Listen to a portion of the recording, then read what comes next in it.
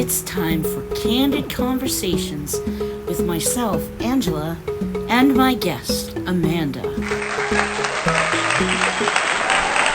Hey everybody, welcome to Candid Conversations. There you are. Yay! Hello! Hi. Did you want to start off and just share a little bit about your journey through body positivity? And of course, it's always a continued journey, but Right, for sure. Yeah, that's a great place to start.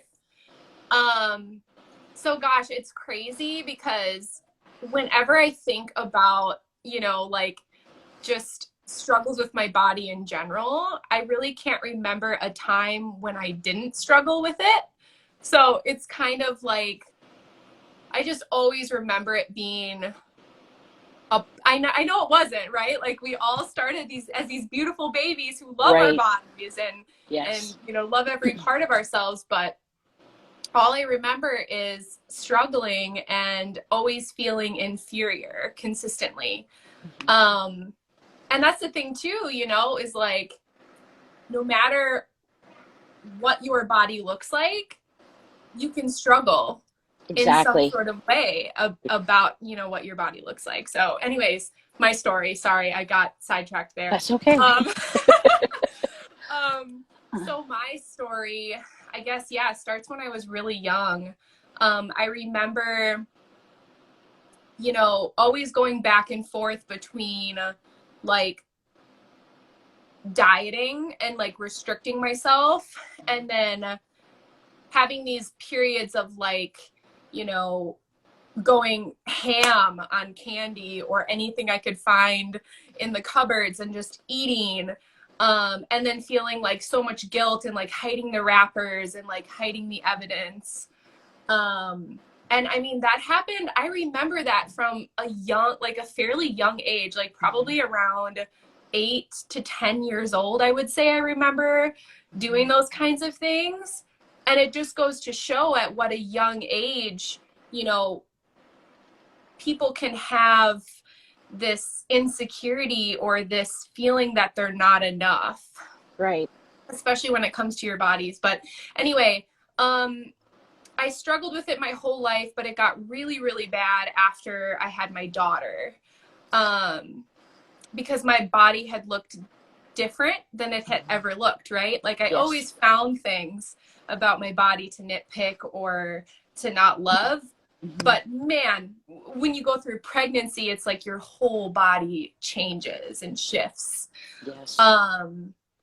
So yeah, just the criticism of myself and the low self-worth and everything that I saw every time I looked in the mirror or put clothes on or anything, it was like I was always feeling it, and I got incredibly depressed after my daughter, which led me into my spiritual awakening. So I'm grateful. But yeah, that was probably the worst. And to be honest, I just had Carter, my son, 4 months ago, and I kind of went through it again a little bit. I think I was able to navigate it a lot easier this time, but the healing happens in layers, and things absolutely continue to come up again and again and again for us to look at, okay, where could I love myself a little bit deeper? Where could I love my body a little bit deeper? Yeah, I can definitely relate with my personal journey. I say, that age range, it just seems to be right in there when we start to become very body conscious, very body aware. We start to be interested in other people and relationships. And so we start to become very self-aware, and peer pressure starts. And we also pay attention to how our family deals with their own body issues. I remember my mother never being happy with how she looked, and that became the norm. So I felt like, who am I to be happy with the way I look? She's not happy. So, I look just like her. So, I must not be that great either. But I went through very similar journey with the binging. Um, my parents would even make comments, like they'd notice, like, you know, why you got to eat everything one sitting, and that made me feel worse. Yes. And the purging. I had a horrible journey with laxatives where I thought that Yeah. that was going to make things better. And now, you know, I suffer from IBS because of the abuse of those. But it never did anything. You only lose water weight. But, you know, in your head, I would get into workout routines where I would be excessive with the workout until I was utterly exhausted. My father also still has issues with his body image and has always been severely thin. He even says he only eats to survive. He hates food. He has such a disconnected relationship. So I think that we learn so much from the people around us because, like you said, we're born as these beautiful vessels. And then all this input starts coming in about how we're supposed to treat it and how we're supposed to view it, and it becomes so skewed. My therapist once said, you know, you're holding a red balloon and everybody's telling you your balloon is blue. Yeah.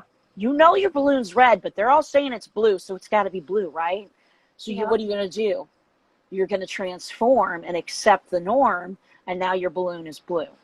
Yes. And so I think that's a major part. There's so much outside influence, and then it becomes this internal battle that we're trying to find balance and joy where we are. Yeah.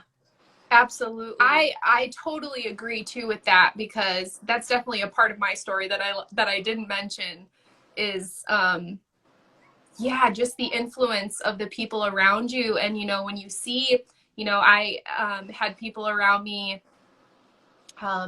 you know, exercising twice daily, and on top of that, which isn't always a bad thing, but you know, like doing that in unhealthy way or doing it for the wrong reasons, while like barely eating anything, right? So then I adapted this thing of like, well, if I want to be thin enough, pretty enough, good enough, then I need to restrict and barely eat anything.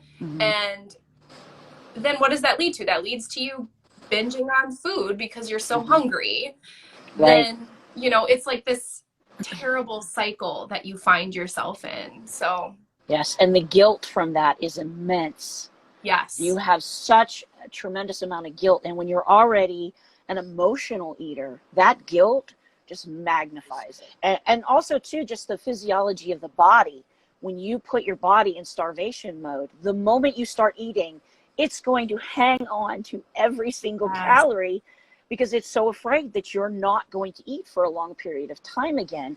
And so it becomes this vicious cycle. We see that, right? And when you're in the thick of it, you're like, why is my body doing this? Like, why am I feeling so hungry? Like, why can't I have the willpower? Why can't I blah, blah, blah? But our body is actually taking care of us. Our body is saying, hey, you need to eat. You're hungry.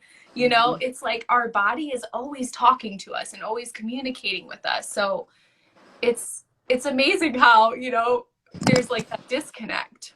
Right. But I think this plays into law of attraction too, if you think about it, because we get in this mindset of being in disharmony with ourselves that we just keep creating more disharmony and not being able to move forward. And, you know, one of the things that I've learned through being in therapy is that you have to find joy and peace in the body you're in this moment.